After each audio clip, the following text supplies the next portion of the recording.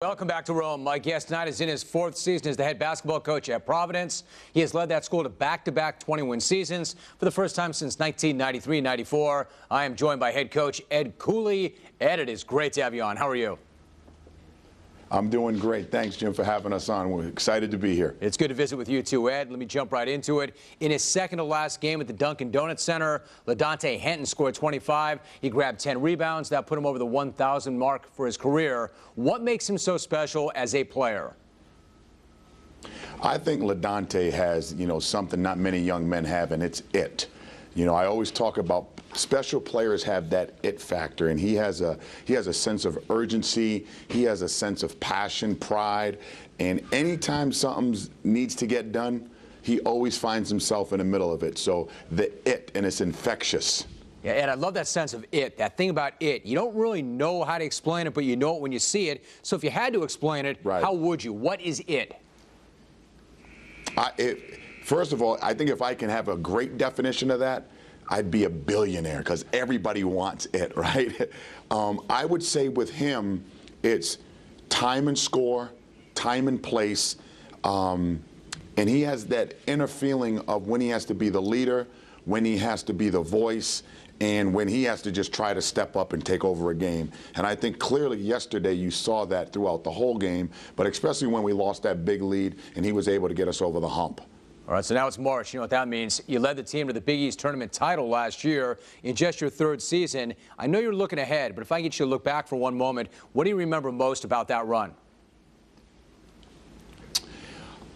Just the development of Bryce Cotton and Kadeem Batts. From when we took the program, it had fallen on a couple of tough seasons, and to see those kids that were recruited by a great coach that was here before myself, and then, to get them to buy into a vision and a dream. Really, that's what we were selling. We were selling a dream, and they bought into the dream, and it became reality. All right, so are you selling the same thing this year, and does this group have another conference title run in it, a tournament title?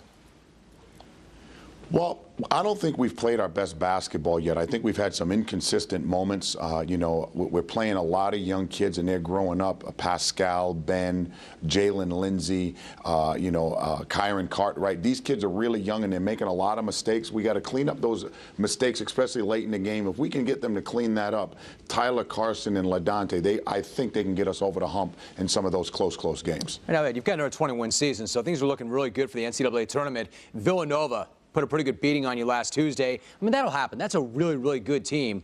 What was your message to your guys after that game, and how do you think they've responded? Well, this is the 2nd year in a row we've gone into a really hostile senior night. Last year we had McDermott, this year Hilliard. The place was rocking and rolling. I think that's one of those things as a coach you can't overanalyze. They were making shots from the driveway of Jay's house.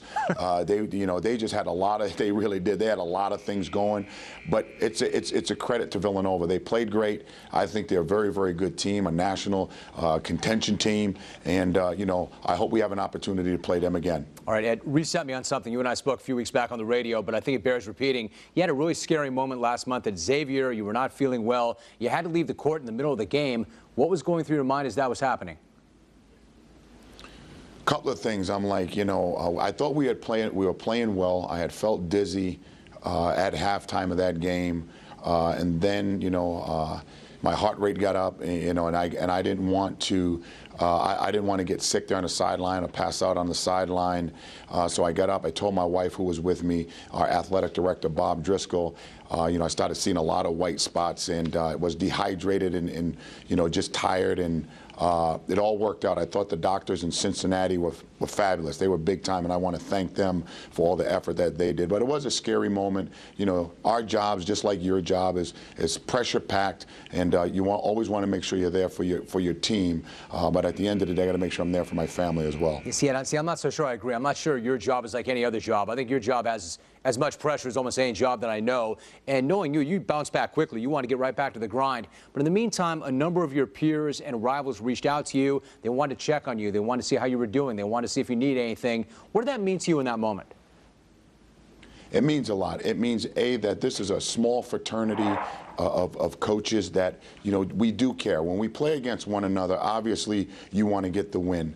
But at the end of the day, we all go through the same thing. You know, it's about our family, it's about our schools, and I can't thank those coaches enough. The text messages, the emails, the telephone calls. If I didn't get back to you, I'm sorry. Still trying to coach the team, but it means a lot, and we would all do that for each other. Anytime a coach is going through a tough time, we as colleagues get together, come and embrace that, and you know, it's what it's about. You got to care, share, and love one another in our business, because it's such a small group of us that, you know, that really understand what goes on, you know, the day-to-day operations of running a basketball organization. No, I think that's it, and I think it also speaks to how much they respect and admire you. Providence right back where they were last year with a good look at this thing. Ed, great to visit with you. I wish we had more time, but I'll take what we got. Thank you very much. Good luck, and I know we'll do it again soon. I'm looking forward to it. Thanks a lot, and really looking forward to seeing you soon. You got it, Ed. Thanks so much. Good luck to you.